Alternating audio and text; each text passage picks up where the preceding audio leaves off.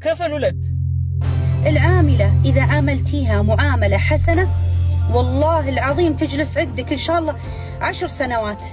ሰራተኛችሁን እኮ በመልካም አያያዝ ብትይዟት ወላሂ ላዚም 10 አመት እንኳን እናንተ ጋር በታማኝነት ትሰራለች፣ እናንተ ጋር ትቀመጣለች 10 አመት የሚሆን። በዚህ ዙሪያ ግን እኔ ራሱ ወላሂ ላዚም 16 አመት አንድ ቤት የተቀመጠች እህታችንን አውቃለሁ። 16 አመት ይሄ 10 አመት 12 አመት ምናምንማ ከቲር እናሱ 10 አመትም እንኳን ቢሆን ይቀመጣሉ በእንክብካቤ ያዟቸው እያለች ነው። اكيد في منازل كذا بس الاغلبيه يعني لنا اشوف ظل መልካም ሰዎችም ደግሞ አሉ፣ መልካም የሚያደርጉ ሰዎች አሉ። ነገር ግን እኔ እንደማውቀው ከሆነ አብዛኛው ግፍ የተሞላበት አሰር ያለበት ነው متلين. يعني حتى ادواتها الشخصيه تجيبيها انت من راتبك، مسكينه. طب انت شو بضرك تجيبي لها من اي محل كماليات ادوات نظافه تحتاجها، ادوات شخصيه. يعني الحمد لله احنا بنعمه وخير. አንዳንድ ሰዎችም ደግሞ አሉ የግል ንጽህና መጠበቂያዋን እንኳን ከደሞዝሽ ግዝ የሚሉ አሉ። እኛ አልহামዱሊላህ ኒዕማው አለን፣ ጸጋው ሞልቶናል።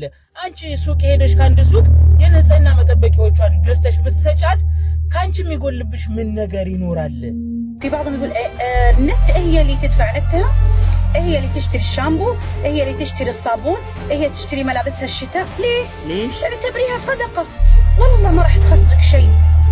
አሉ እንደዚህ የሚያደርጉ ኢንተርኔት ሳይቀር አንቺ ከደሞዝሽ መክፈል አለብሽ፣ ሻምፖ መግዛት አለብሽ፣ ሳሙና መግዛት አለብሽ፣ የሌለ ልብስሽንም እኮ መግዛት ያለብሽ አንቺ ነሽ ብለው ይላሉ። ለምን ትላለሽ? ሌሽ እንደዚህ የምትሉ ምናምን ትላቸዋለች። ይሄንን እኮ እናንተ ብታደርጉት ለእናንተ እንደ ሰደቃ ነው። በቃ ይሄንን አድርጉላቸውና እንደ ሰደቃ ቁጠሩት። ወላሂ ላዚም ይሄንን በማድረጋችሁ እኮ ምንም የሚጎልባችሁ ነገር የለም። يعني هذا كله حسد. راتبها مسكينة الله يكفيها، اللي عندها 3 أطفال، اللي عندها 5، اللي عندها حرام يا ناس والله العظيم اتقوا شرهم، عاملوهم معاملة حسنة والله يجلسون عندكم. ይሄንን እናንተ ነገር ከቨር ማታደርጉት እኮ ንፉግነት ነው። ንፉግ መሆን ለእናንተ ምን ይጠቅማችኋል? እሷ እኮ ሚስኪን ናት፣ ደሞዟ እኮ አይበቃትም። እሷ እኮ እዛ አገር ቤት 3 ልጆች አሏት፣ 5 ቤተሰብ ታስተዳድራለች። ደሞዟን እኮ ለዚህ ታከፋፍሏለች፣ አይበቃትም። እናንተ ሰዎች እባካችሁን ይሄ ነገር ሐራም ነው፣ አላህን ፍሩ። በመልካም አያያዝ ያዟቸው። ያኔ በታማኝነት እናንተ ጋር ሁሌም ከናንተ ጋር ይሆናሉ። እናንተ ጋር እየሰሩ ይቆያሉ። ሲሰሩ ስራቸውንም ደስ እያላቸው ነው የሚሰሩ ነው። ተንከባከቧቸው ነው። በአጠቃላይ ሰራተኞቻችን መጥፎ ናቸው፣ ሰራተኞች እንደዚህ መጥፎ ያደረጉ ነው ብላችሁ ከማለታችሁ በፊት ሰራተኛችሁን በእንክብካቤ አይን እዩዋቸው። ያኔ ለእናንተ ታማኝ ይሆናሉ። እናንተ ካናደዳችኋቸው፣ እናንተ የማይሆን ነገር ካደረጋችሁ ሰራተኞች የሆነ ነገር ቢሰሩስ ምንድነው የሚያስገርማችሁ? አይነት ጥቅል ሐሳብ ያለው መልእክትን ያስተላለፈች መዳም እናመሰግንሻለን። የእውነት ክበሪልን፣ ረጅም እድሜ ይስጥሽ፣ ያንቺን አይነቱን ያብዛልን። ሴቶች መዳሞችን ብቻ ሳይሆን ወንዶች አሰሪዎችም ክፉዎች አሉ።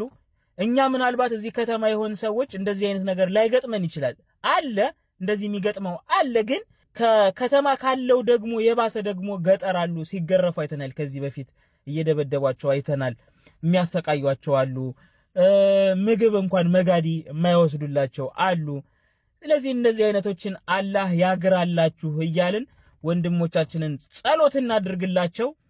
ሁላችሁም ባላችሁበት ሰላማችሁ ይብዛ። እንደሚታወቀው ረመዳን እንግዲህ ከነገ ጀምሮ 1 ይላል። በክርስትና እምነት ያላችሁ ወገኖቻችን የእናንተም ጾም ከኛ ጋር አብሮ ነው የሚባል ወሬ ሰምቻለሁ። እናንተም ጾሙ እኛም እንጾም ለማለት ነው። ይመቻችሁ።